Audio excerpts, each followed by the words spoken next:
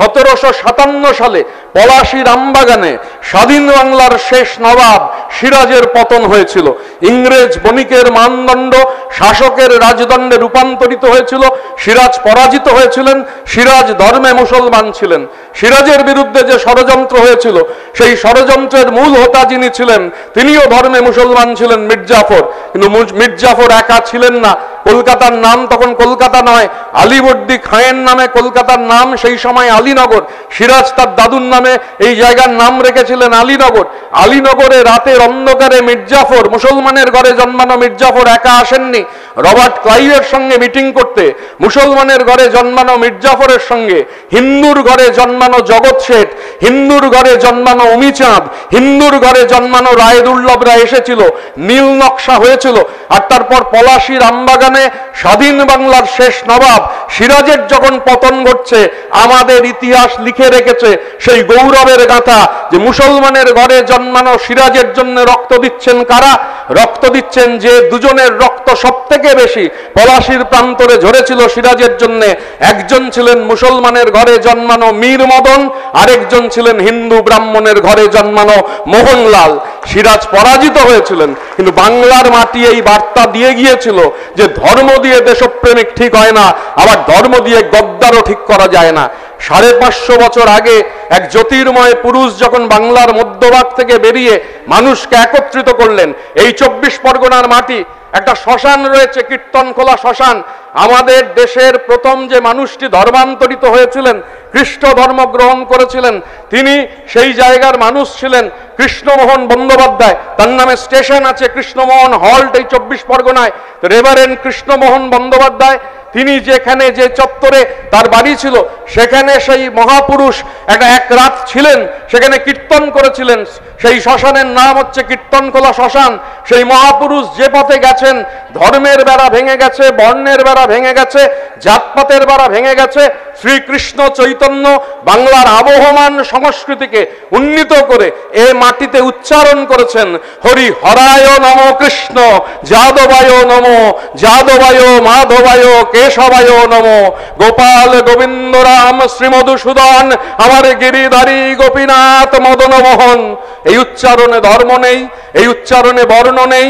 এর ধারাবাহিকতা নিয়েই এ বাংলার মাটিতে লালন সাইরা আমাদের বলতে শিখিয়েছেন, আসার সময় কি জাত ছিলে, আসার পরে কি জাত হলে, যাবার পরে কি জাত হবে, একবার মন ভেবে বলো না। বাংলার ধনুকের ছিলায় ছিলায় যত টান, তীরের ফলায় তবু বিষ নয়, শুধু লালনের গান। 21শে ফেব্রুয়ারি আমরা অতিক্রম করেছি। আজকে দাঁড়িয়ে এখানে এই কর্মী সম্মেলন হচ্ছে। আমরা শুধু বাংলা বিরোধী শক্তি অধিকারীরা যারা দালালি করছেন দিল্লির প্রভুদের, তাদের উদ্দেশ্যে বলতে চাই যে বাংলার মাটির যে ঐতিহ্য, বাংলার মানুষ না থাকলে পৃথিবী জানতো না ভাষার জন্য জীবন দেওয়া যায়, ভাষার জন্য রক্ত দেওয়া যায়। 21শে ফেব্রুয়ারি বাঙালিকে শিখিয়েছে, পৃথিবীকে শিখিয়েছে যে ভাষার জন্য জান কবুল করা যায়।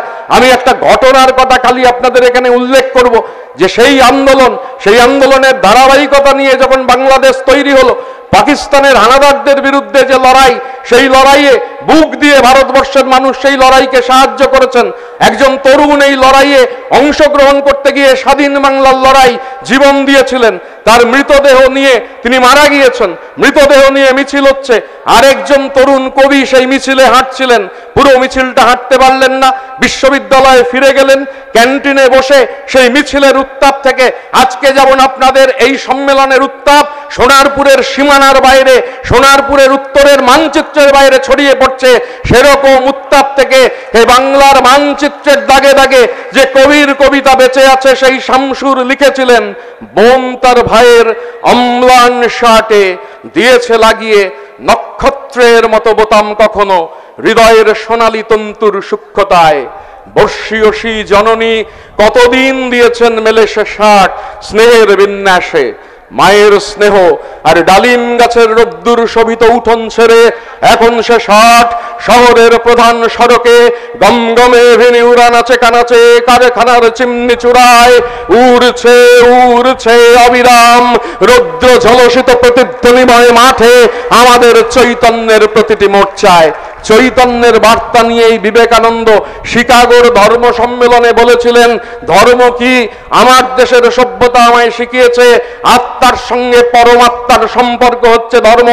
আমার আত্মার পরমাত্মা কে হবে তা কেবলমাত্র আমি ঠিক করব, অন্য কেউ ঠিক করে দেবে না। আমার আত্মার পরমাত্মা কে হবে?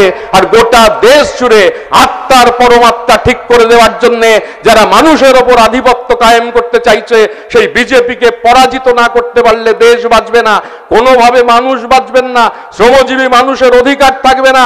তাই এই লড়াই, দেশ বাঁচাবার লড়াই, জননেত্রী মমতা বন্দ্যোপাধ্যায়ের নেতৃত্বে, অভিষেক বন্দ্যোপাধ্যায়ের সেনাপতিত্বে এই লড়াই আজকে সোনারপুর উত্তর বিধানসভার এই তৃণমূল কংগ্রেসের বুথভিত্তিক সম্মেলন থেকে একসঙ্গে আসুন, উচ্চারিত হোক দেশ বাঁচাবার লড়াইয়ের আহ্বান। ওড়িশির ছন্দে, ভারতনাট্যমের মুদ্রায়, সাঁওতালি মাদলে আর ভাঙ্গরার আলোড়নে জেগে উঠবে তুমুল উৎসবের রাত। সেই রাতে, সেই তারায় তারায় ফেটে পড়া মেহফিলের রাতে তোমরা ভুলে যেও না আমাকে, যার ছেঁড়া হাত, ফাঁসা জঠর, উপড়ে আনা কলজে, ফোটা ফোটা অশ্রু রক্ত ঘাম, মাইল মাইল অভিমান আর ভালোবাসার নাম স্বদেশ, স্বাধীনতা আর ভারতবর্ষ। স্বদেশের জন্য, স্বাধীনতার জন্য, ভারতবর্ষের জন্য আগামী 15ই আগস্ট লালকেল্লা থেকে দেশের প্রথম বাঙালি প্রধানমন্ত্রী হিসেবে মমতা বন্দ্যোপাধ্যায় ভাষণ দেবেন। আসুন এই লড়াইকে শক্তিশালী করি, আর এই বার্তা ছড়িয়ে যাক যে হৃদয়ে আমার সাগর দোলার ছন্দ চাই, অশুভের সাথে আপোষবিহীন দ্বন্দ্ব চাই, এখনো জীবনে মোহন মহান স্বপ্ন চাই, দ্বৈতাকে ভালোবাসার মতন লগ্ন চাই, কবিতায় আমি তারার মতন শব্দ চাই, শান্ত এবং কল্যাণময় অব্দ চাই, মল্লিকার শেফালির সাথে চুক্তি চাই, সর্বপ্রকার কারাগার থেকে মুক্তি চাই, মুক্তি চাই, মুক্তি চাই।